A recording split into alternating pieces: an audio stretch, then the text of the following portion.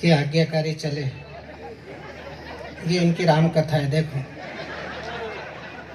अपनी व्यथा को गोद में लेके जा रहे हैं। करे दोनों ने मिलकर तोकना, इनको अकेले कोई पड़ रहा है। इस दुर्गति को भोग रहा है हिंदुस्तान का आदमी। लेकिन कवि ने जिस कारीगरी से आप तक राम कथा पहुंचा दी, ये केवल कवि ही कर सकता है। हमारे कवि मंच के इतने चालू होते हैं, हमारे सत्तन जी कहते हैं इंदौर वाले के, नहाए शैम्पू से न जाए टेम्पू से। जिस कथा को सुनने के लिए 9 दिन की राम कथा करानी पड़ती है, हमारा कवि 9 मिनट में निपटा के उससे बड़ा लिफाफा लेके निकल जाता है। ये कविता की कारीगरी है। लेकिन आप लोग जिस तन्मयता से सुन रहे हैं, मैं इन कवियों को भी धन्यवाद देता हूँ और आपको तो धन्यवाद देना ही है। आप सरी के लोग, हमको अभी इतनी अच्छी नगर पालिका अध्यक्ष कहाँ मिलती जो हर बात पे खड़ी हो रही, बता। इसका मतलब है कि अगली बार दावा छोड़ेगी नहीं बहन जी। भले ही सीट पुरुष हो जाए, लेकिन ये लड़ेंगी जरूर। और ये आत्मविश्वास बनाए भी रखना चाहिए। भाई साहब आए भी नहीं, आपके जिम्मे कर दी पूरी नगर पालिका। अब वो किस विधानसभा में वोटिंग कर रहे हैं उनका भी पता रखो। ऐसा नहीं, कवि सम्मेलन में दिनेश भाई को भी आना चाहिए। हमारे पुराने दोस्त तो वही हैं, तुमसे तो अभी हम पहली बार ही मिल रहे हैं। लेकिन अगर आपको सुमित ओरछा का काव्य पाठ अच्छा लगा हो तो एक बार जरा ताली बजाकर बताइए। अभी 3 कवि निपटे हैं केवल। अभी हम 2 कवि हैं, मैं और ये पुष्पक, हम अंगार के कवि हैं। अंगार के कवि। ये जो मोहतरमा बीच में बैठी हैं, ये श्रृंगार की कवित्री है। क्योंकि जम्मू कश्मीर है, जम्मू निपटा है, अभी कश्मीर तो बैठा ही है जिसपे धारा 370 हटी है। और बीच में ये 2 फंसे हैं, एक टोपी वाला, एक बिना टोपी वाला। हालांकि जरूरत दूसरे को भी टोपी की है। जिस तरह से ठंड बरस रही है, डायरेक्ट अंदर जा रही है।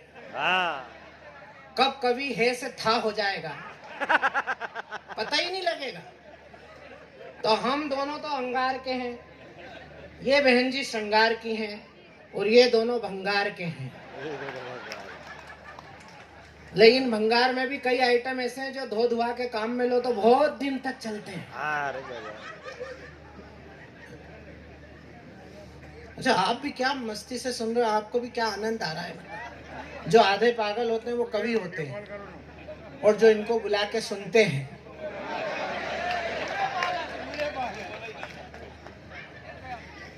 इसलिए आपको नीचे बिठाया, आप हमसे ग्रेड में बड़े लोग हो। देखो क्या बहन जी हंस रही है। ऐसी घर पे भी हंसा करो तो बेचारा वो भी सुखी रहेगा। तुम तो हंस रही हो, वो कहाँ है। अभी भैया कह रहे थे बेटी की रक्षा हो। सरकार नियम इतने अच्छे बनाती है, अधिकारियों से पूछ लो इनकी क्या दुर्गति है। सरकार नियम बनाती है, योजना लाती है, और उसको जब शिक्षकों के माध्यम से नीचे पहुंचाती है तो टीचर उसको ऐसी स्थिति में पहुंचा देता है कि वो योजना टीचर की बजाय फटीचर हो जाती है। हमारे मध्य प्रदेश में उमा भारती जी की सरकार बनी थी, सबसे पहले दिग्गी राजा की विदाई हुई थी। तब हमारी सरकार ने एक नियम बनाया था, जिसके घर 2 बेटी होगी उसको 1 लाख रुपया मिलेगा। मेरे घर है, और मेरा अनुसरण सुमित ने करा, इसके घर भी 2 है। वरना हमारे मंच पे कई ऐसे कवि कवित्रियां जो बेटियों पे कविता पढ़ते हैं, खुद के घर नहीं है, हिम्मत ही नहीं करने की।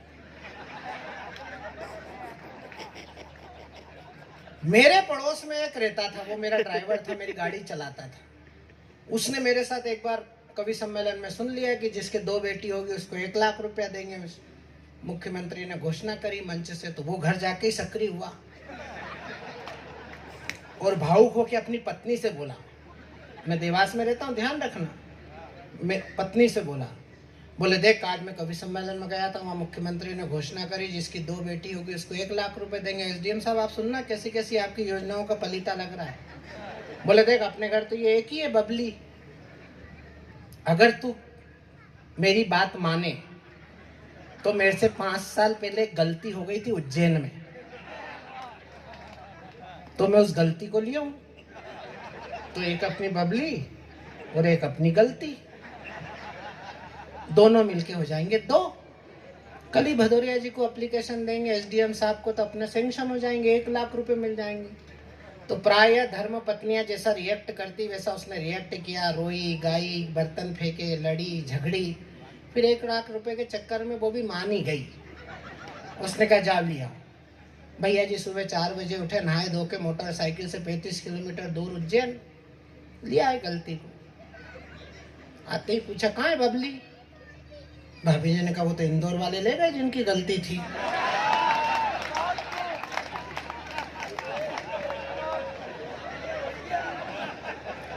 ताली बजा रहे हो कि हाथ यहीं रहेगा मेरा? क्या मुझे लकवा मार गया है क्या?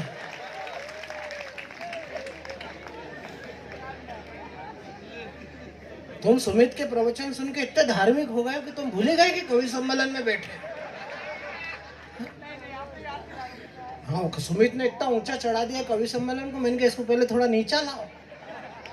आइए मैं हास्य व्यंग के इन 2 धुरंधरों में से पहले धुरंधर को बुला रहा हूं जो मुंबई से आया है।